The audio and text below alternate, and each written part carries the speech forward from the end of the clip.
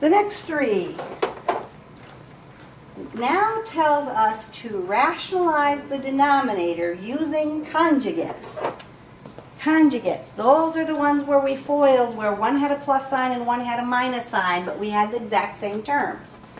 So, when they tell us to rationalize the denominator, they just want that plain whole number, one number answer.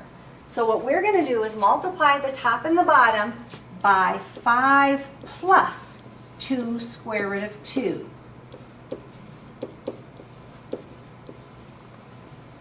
Same two terms as the denominator, just with the opposite sign, because we found out when we FOILed that, all that stuff canceled out of there, right? On the top, we're just going to multiply it out using our distributive property. So negative 3 times 5 is negative 15. Negative 3 times 2 square root of 2 would be negative 6 square root of 2, right?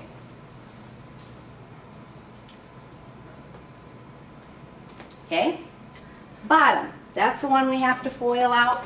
I'm not going to write it out the big long way I did before, but I'm just going to do it here. 5 times 5, we know is 25. 5 times the 2 square root of 2, 10 square root of 2. Inside, negative 2 square root of 2 times 5, minus 10 square root of 2. And then negative 2 square root of 2 times a positive 2 square root of 2 would be negative 4 square root of 4.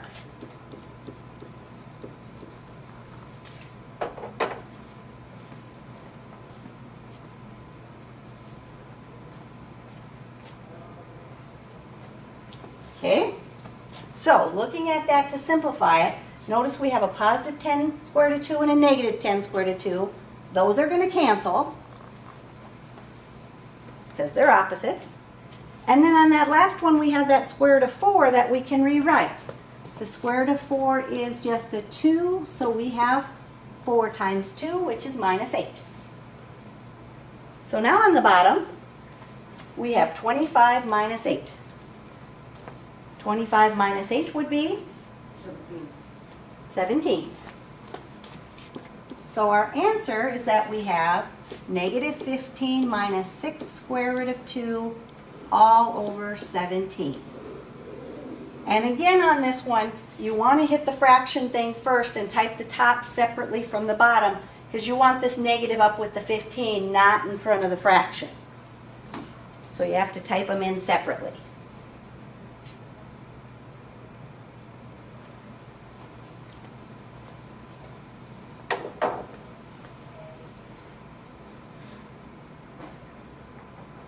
So looking at that next one, we want to rationalize the denominator. There's two things on the bottom, so we got to multiply by the conjugate, and our conjugate's going to be 4 square root of 2 plus 2 then.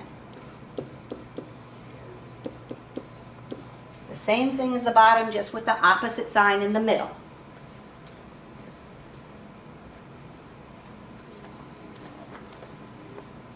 And so when we multiply that, 5 times 4 square root of 2 would give me 20 square root of 2. 20 square root of 2, exactly. And then 5 times 2? 20. 10. 10, plus 10. So we got the top done. The top was easy. Now we're going to FOIL the bottom. So, 4 square root of 2 times 4 square root of 2. 16 squared. 4. Yep, and we'll worry about simplifying that later after we're done multiplying. Now we're going to take the 4 square root of 2 times the 2. 8 squared. 8 square root of 8 square root of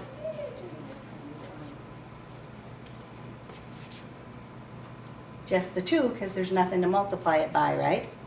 So we took the 2 times the 4, but then that is going to stay 8 square root of 2, because there wasn't a square root on the other one. Then we got to do the inside. The inside says take negative 2 times 4 square root of 2. That's going to be negative 8. Negative 8. square root of 2, right? Yeah. And then the last two, negative 2 times a positive 2. Negative 2. Negative 4.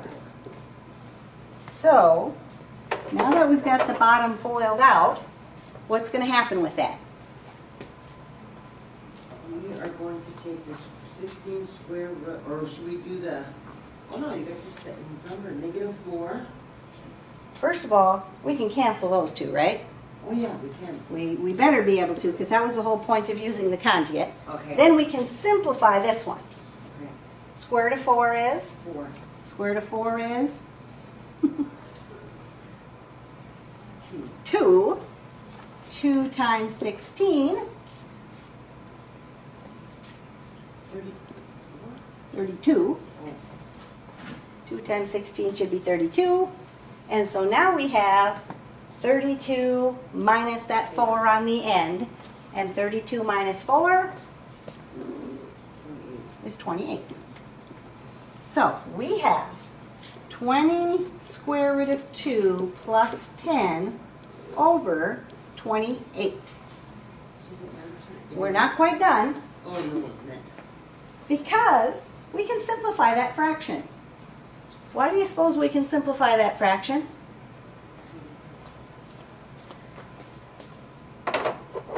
We couldn't simplify the top one, but we can simplify this one because all of these numbers here are all divisible by 2, right? Yeah. So I can reduce it down. I'm going to divide by that 2 and make this 10, and make this 5, and make this 14. Notice you're not doing the square root, just those whole numbers. So we have 10 square root of 2 plus 5 over 14 for a crazy looking answer.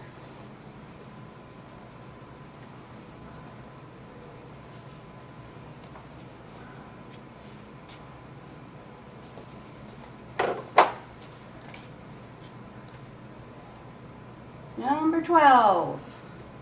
We want to rationalize the denominator, so what should we multiply by?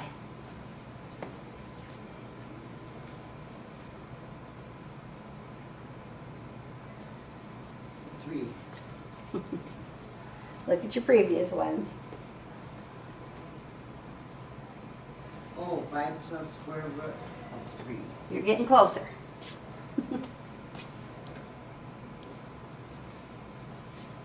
What do we have to do with the sign? What sign? The sign of that bottom thing. When you multiplied. Oh, You multiplied by what they call the conjugate. You have to use 5 minus 2 square root of 3. So that when you FOIL, you get those opposites in the middle that you can cancel out. So we're going to multiply by 5 minus 2 square root of 3. And so on the top we're going to get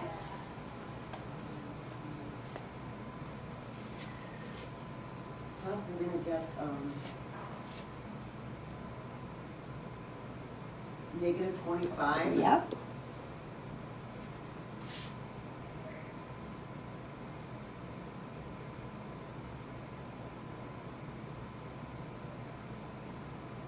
God, I'm just blank. What the heck happened here? 10 plus 10? Plus 10 square root of 3. Plus 10 squared root.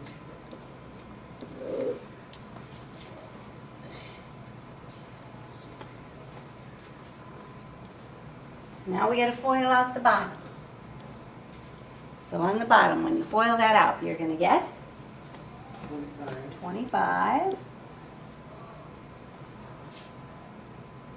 Plus 4.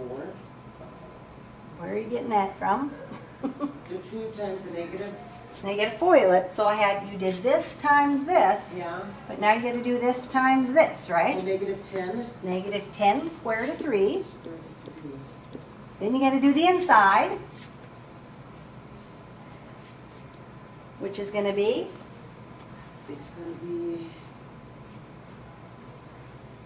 10. positive 10 square root of 3.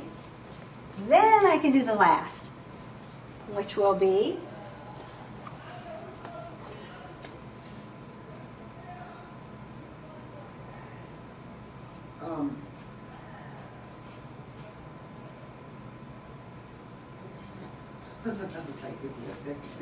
Two As square long root of as you're 3. talking with me, I can do it.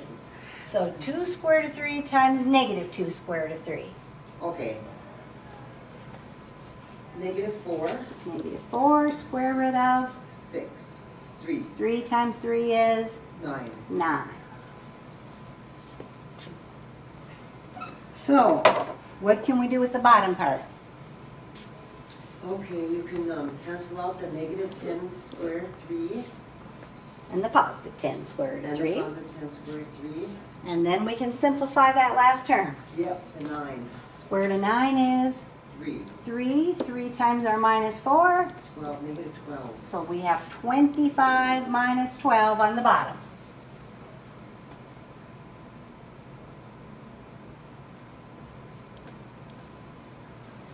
Oh.